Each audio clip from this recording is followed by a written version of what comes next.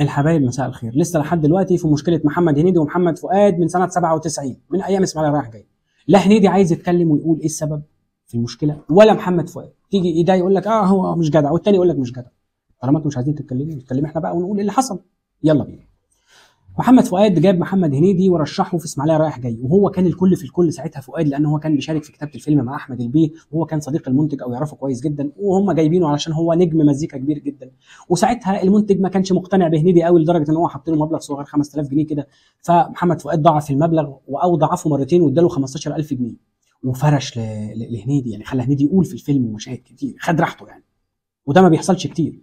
جم عند التتر ومحمد هنيدي قال لك هتحط رقم 2 بعد محمد فؤاد، ففؤاد قال له لا ما تستهبلش بقى، هو مش عشان عملت معاك كده احطك رقم 2، الفيلم ده من بطولتي انا، وبعدين لازم لكل فيلم بطله بعد البطل، فحنان ترك هي البطله قدامي. هنيدي زعل، وبعدين اللي عمل الموضوع اكتر بقى ان اتحطت صورته على الافيش بشكل ما يليقش او ما عجبوش. فساعتها هنيدي قال طيب لا تتر ولا افيش، اما نشوف بقى مين هيضحك في الاخر ومين هينجح ويكسر الدنيا. لما الفيلم نجح الناس كانت صراحه بتطلع بتقول هنيدي يعني الواد القصير ده مكسر الدنيا، فايه قال لك انا اللي نجحت الفيلم، انا اللي عملت ما اعرفش ايه. بس انا عايز اقول حاجه، الناس كانت بتروح الفيلم لمحمد فؤاد لان هم ما كانوش يعرفوا هنيدي، تمام؟ يطلعوا من الفيلم هم فرحانين بهنيدي وقالوا معجبين بيه جدا. المهم الكلام ما عجبش فؤاد وقال لا انا النجم، انت في ايه يا عم؟ الناس رايحه لي. ساعتها عمل هنيدي في سنه 97 برضه صعيدي في الجامعه الامريكيه ونزل كسر الدنيا، عمل 27 مليون جنيه، ده رقم ضخم قوي. فقال لك ها ايه الاخبار بقى فؤاد؟ حد يروح يقول لفؤاد مين النجم؟ مين اللي نجح اسماعيليه رايح جاي؟ انا الناس جات لي من اسماعيليه رايح جاي، دخلت لي صعيدي، كسرت العالم، السينمات كانت بتتكسر، انا النجم مش فؤاد. الكلام بقى شيط فؤاد لدرجه ان هو ما كانش طايق يسمع اسم هنيدي اساسا. ولما هنيدي عزمه على فرحه وقال له جاي لك انا والفرقه ولازم نغني، ما جاش. الكلام ده اتقال، الله اعلم صح ولا غلط. وقال لك اللي انقذ الموقف ساعتها فيفي عبده، هي اللي راحت وعملت نمره في الفرح ورقصت في فرح محمد هنيدي. محمد هنيدي خدها بزعله كبيره، وهي ديت اللي كانت القطيعه بينهم. بعد كده الناس كانت تيجي تقول لك ايه، هنيدي هو اللي فتح الباب للجيل بتاعه، احمد السقا وهاني رمزي وفتحي عبد الوهاب ومنى زكي وغادة عادل، المجموعه دي، وهو صاحب الفضل.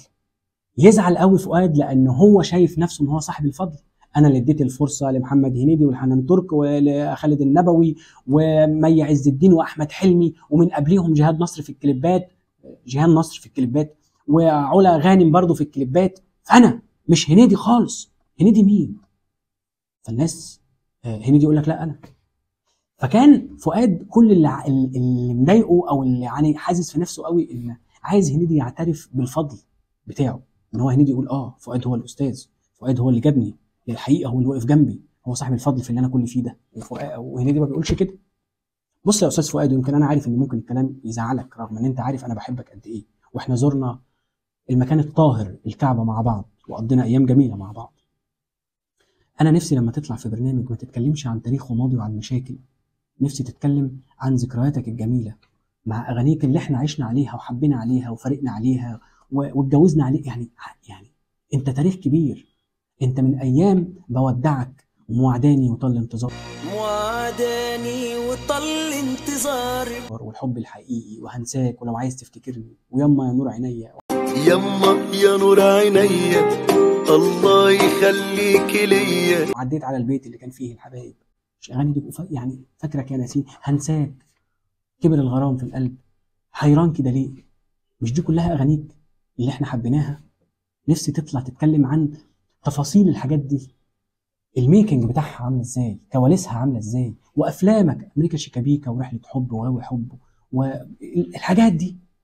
انت راجل مش قليل، انت كنت قطب من اقطاب المزيكا، ولسه ولحد دلوقتي يعني اقطاب المزيكا في مصر. انت وعمرو دياب كنت راس براس.